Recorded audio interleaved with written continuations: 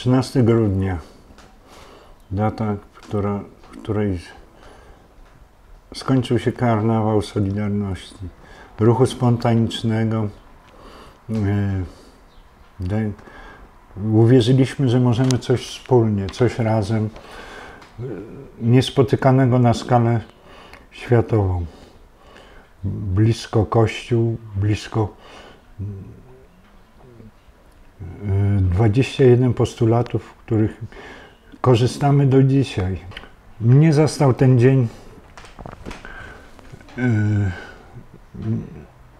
niespodziewanie. Cały czas byliśmy przygotowywani na cięższe czasy. Co to znaczy ciężkie czasy, kiedy trwa karnawał? No, to znaczy takie czasy, że musimy się sprawdzić w czasach, stanąć jeszcze raz jako sprzeciw złu. Poszedłem pod budynek Solidarności na Mokotowskiej ulicy, w dawnym Związku Nauczycielstwa Polskiego budynku mieściła się siedziba Solidarności Regionu Mazowsza. Oczywiście otoczone przez kilka tysięcy policjantów. Sławetne zdjęcie z kina Moskwy, bo to nieopodal, gdzie czołgi stoją pod kinem Moskwa. W pewnym momencie po okrzykach ruszyli zomowcy. Rozbiegliśmy się około 5 do 10 tysięcy ludzi. Trudno ocenić, ile tych osób było tam. Po całym Placu Zbawiciela trwała gonitwa policji z nami.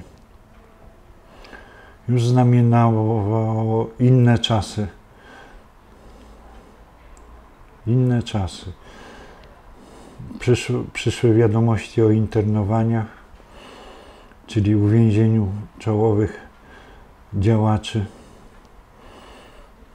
Przyszły wiadomości o pierwszych rozbitych strajkach, gdzie rozwalano jakimiś ciężkimi samochodami barykady zakładów pracy.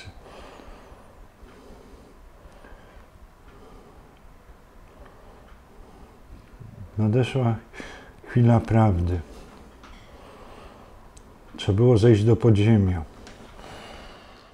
Tak około 2 tygodni trwała pierwsza organizacja, drukowanie tygodników.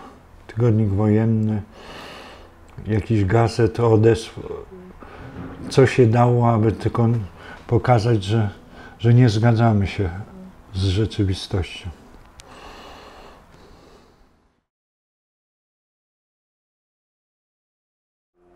Część przywódców, która nie została ujęta na Krajowej Komisji w Gdańsku, podejmuje działalność podziemną. Do niej się zalicza Kornel Morawiecki.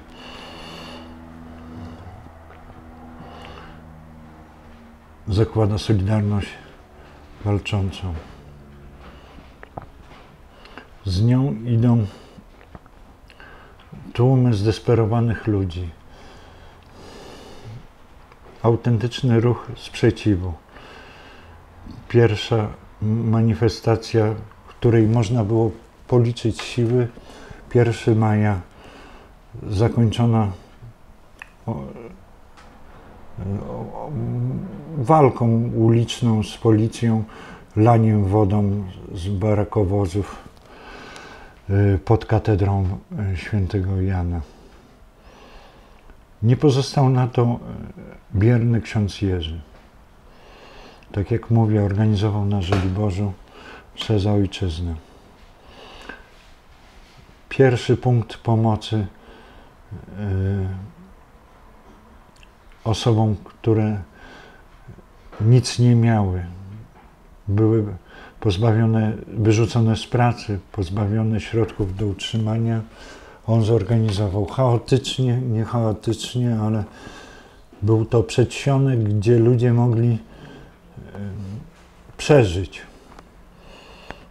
i poczuć, że nie są zostawieni sami sobie. Duszpasterz środowisk robotniczy ksiądz Jerzy Popiełuszko postanowił wraz z Teofilem Boguckim, proboszczem parafii świętego Stanisława Kostki, podjąć trud mszy za ojczyznę. Nikt nie wiedział, jak to się skończy. Nikt nie wiedział o skutkach. Po prostu rozpoczęto. Zaczęli się gromadzić ludzie. To było jedyne miejsce wentylu społecznego, gdzie pokój, ręka podana obok, nie była wrogą ręką. Czyli namiastka tego, co zdobyliśmy. Msze tego kapłana przebiegały zawsze emocjonalnie. Nie dość, że uwypuklał bieżące sprawy, które dotyczyły danego okresu czasowego, potrafił wspomnieć o przeszłości, dopasować do kazania historię, że to nie jest rok, dwa, tylko całe pokolenia walczyło o tą odrobinę wolności, która została brutalnie stłumiona.